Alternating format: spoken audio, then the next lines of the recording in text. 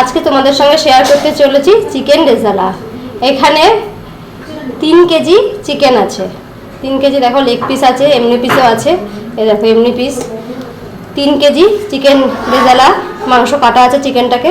এর মধ্যে দেখো একটা গোটা লেবু, এটাকে রসটা দিয়ে এটা মাখিয়ে রাখবো। মিনিমাম আধ ঘন্টা এটা মাখিয়ে রেখে দিতে হবে।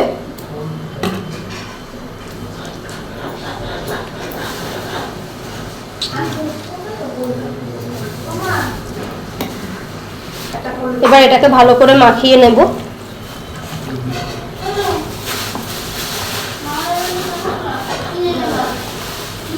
এবার এটা ঢেকে রেখে দিচ্ছি, আধ ঘন্টা পর ফিরে আসবো। ততক্ষণ কি কি লাগছে দেখে নেওয়া যাক। এখানে আছে পোস্ত আর কাজু। এই দেখো ভেজানো পোস্ত আর কাজুটাকে ভিজিয়ে রেখেছি। এবার এটা পোস্ত আর কাজু বাদামটা বেটে নেব, তার জন্য এই জল ঝরিয়ে নিতে হবে। এবার এই মশলাটাকে পেস্ট করে নেব। আর এখানে দেখো চাল মগজ ভেজানো। এবার এই চাল মগজটা এখন 1 ঘন্টা আগে ভেজানো চাল মগজটাকেও পেস্ট করে নেব। এগুলো পেস্ট করে নিই। যাবে পেঁয়াজ কুচিয়ে রাখা, টমেটো, এখানে 250 টমেটো আছে, এখানে 1 কেজি 250 পেঁয়াজ আছে। তার সঙ্গে লাগছে 2 চামচ লঙ্কা বাটা, 2 চামচ রসুন বাটা আর 2 চামচ আদা বাটা। আর একটু আছে জিরা আর ধনে পেস্ট। এবার এখানে তেল গরম বসিয়ে দিয়েছি, সাদা তেলে রান্নাটা করব। পুরোপুরি সাদা তেল বসিয়ে দিয়েছি। সাদা তেলের মধ্যে ছাড়বো 4টে তেজপাতা, 3টে শুকনো লঙ্কা, একটা শুকনো লঙ্কাকে হাফ করেছি, আর দারচিনি, এলাচ, লবঙ্গ, এই সব কটাকে তেলের মধ্যে ছেড়ে দিচ্ছি।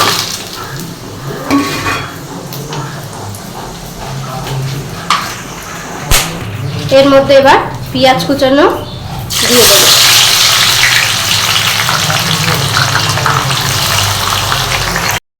পেঁয়াজটা লাল লাল করে ভাজা হয়ে গেছে। এর মধ্যে রসুন বাটা, আদা বাটা, লঙ্কা বাটাটা দিয়ে দিচ্ছি।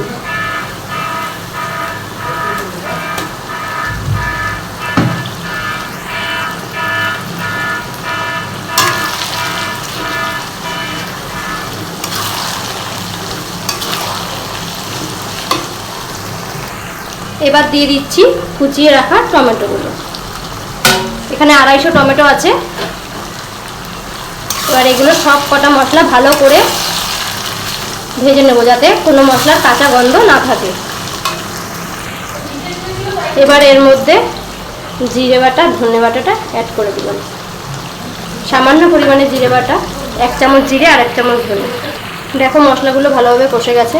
এর মধ্যে লঙ্কার গুঁড়ো আর কাশ্মীরি লঙ্কার গুঁড়ো, 2টো লঙ্কার গুঁড়ো দিয়ে দিচ্ছি। এবার এখানে নুন অ্যাড করছি, 3 চামচ নুন অ্যাড করলাম। রেজালাতে অনেকে হলুদ দেয় না, বাট আমি হালকা হলুদ দেব যাতে সাদা রঙটা না আসে।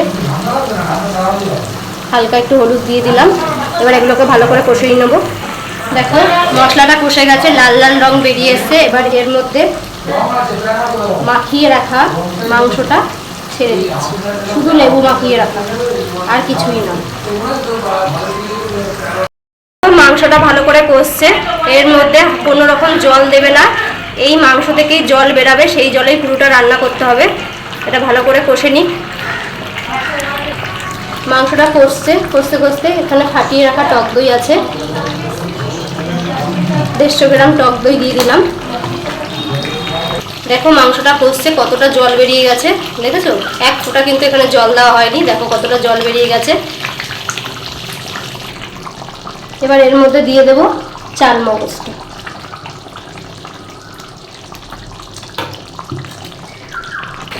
চাল মগজ দেওয়া হয়ে গেছে। এর মধ্যে এবার কাজু বাদাম আর পোস্ত বাটাটা দিয়ে দিচ্ছি। এটা এবার ভালো করে এটার সঙ্গে মাখিয়ে নেব, যাতে সব কটা মাংসের গায়ে লাগে। দেখো কালারটা কত সুস্বাদু হয়েছে, ভালো লাগছে।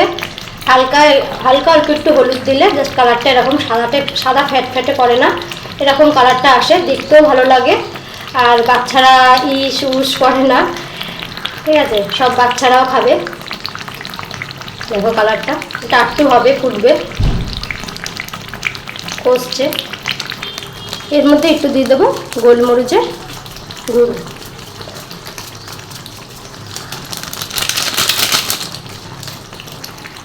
দেখো বন্ধুরা কেমন লাগছে বলো, মাংসগুলো সিদ্ধ হয়েছে কিনা চলো দেখে। লেগ পিস না, মাংসগুলো হালকা সিদ্ধ হয়েছে, একটু সিদ্ধ হবে। তো চলো ততক্ষণ সিদ্ধ হয়নি। আমার রেজালা হয়ে গেছে, এর মধ্যে এবার একটু কেশর দিয়ে দিচ্ছি। এর মধ্যে এবার একটু কেশর দিয়ে দিলাম। দেওয়ার পর এবার এর মধ্যে দেখো সানরাইজ সাই গরম মশলাটা দিয়ে দিচ্ছি। দিয়েই এটা কিছুক্ষণের জন্য ঢেকে রাখবো, যাতে গরম মশলার সেন্টটা না চলে যায়। আমার রেজালা কমপ্লিট, এবার নামিয়ে দিচ্ছি। প্লিজ আমার চ্যানেলে যারা নতুন এসছো প্লিজ চ্যানেলটাকে সাবস্ক্রাইব করে দিও, আর লাইক কমেন্ট শেয়ার, আর অবশ্যই কমেন্টে বলো যে ভিডিওটা কেমন লাগছে। টাটা আজকের মতন।